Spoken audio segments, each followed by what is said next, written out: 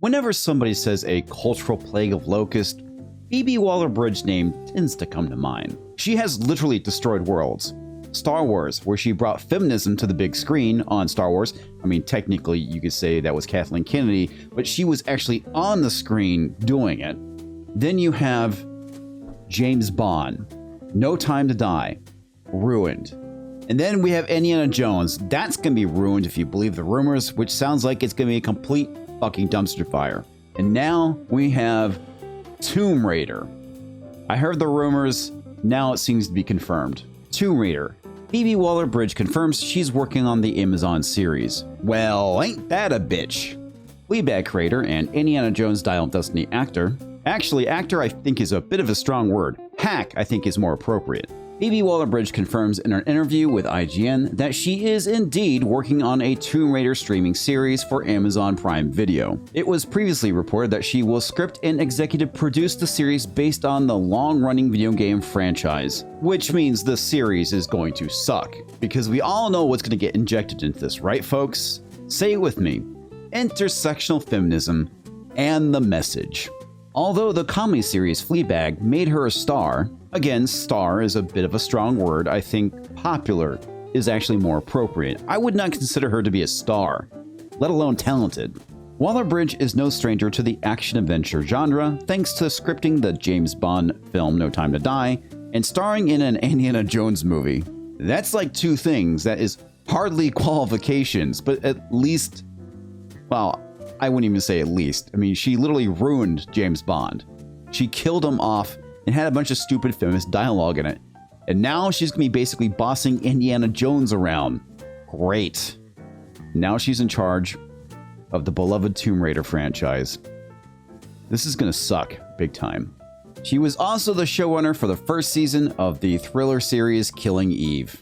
Honestly, I have no snarky comments for that one. We asked Waller-Bridge what she may have learned from working on those two franchises that she would want to incorporate into Tomb Raider, which she characterized as the perfect final step in my own personal adventure through this kind of franchise world.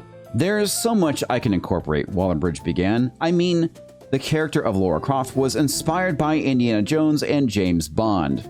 So this is going to be the trifecta of murder, death, kill. Bond, Indiana, Croft. Daniel Craig's Bond films and the Indy franchise always kept their emphasis on the character in order to keep things grounded, no matter how grand the action set pieces got, something Waller-Bridge hopes to emulate with her Tomb Raider series. What I hope she emulates is actually good storytelling and characterization of Lara Croft, and not injecting her own personal politics and ideology into the story, which seems to be rather hard these days for these creatives. What I don't want to see is Lara Croft complaining about how difficult it is to be a woman in the modern world, which I'm pretty sure will find its way in there. I don't want to hear about complaints of the patriarchy. I also don't want to hear about menstruation, which they actually had in the Bond film, but apparently edited it out. What I want to see is what Lara Croft does best: hunting for artifacts, kicking ass, and looking hot doing it. I love the idea of, as Steven Spielberg described it, the greatest show on earth, as in being able to make things with that scale and go on adventures that big, and for the comedy and the heart to be matched, but on that kind of great level, Waller-Bridge said. Sure, because it's about entertaining the audience, right? Telling a story that people want to see and hear. That's the issue the modern storytellers don't seem to understand. You are there to entertain the audience, not preach to them. And actually, through all the adventure stuff that I've learned from those franchises, it's actually how to keep something feeling grounded, as well as allowing it to be bigger than itself in some way. And so hopefully that will all translate perfectly, seamlessly into Tomb Raider. So I guess the question is, because it's current year, what will happen with the show? Will Lara Croft be race swapped? Who knows? But like I said, she can achieve those things if she stays true to the character and the story of Lara Croft, which I seriously doubt she'll do.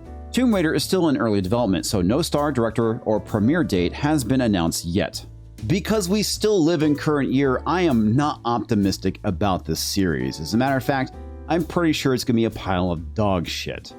Oh, speaking of current year, there's going to be a link in the description for my other channel, Current Year with Ian K, where I talk about things going on in the current year. And obviously, if you're used to watching my content, you've noticed that somebody is missing. Well, to be honest with you, this is my third video of the day, and I'm really freaking tired, and I don't feel like staying up till 1 o'clock in the morning, editing all fucking night long. So, sorry you get me in the flesh for a change.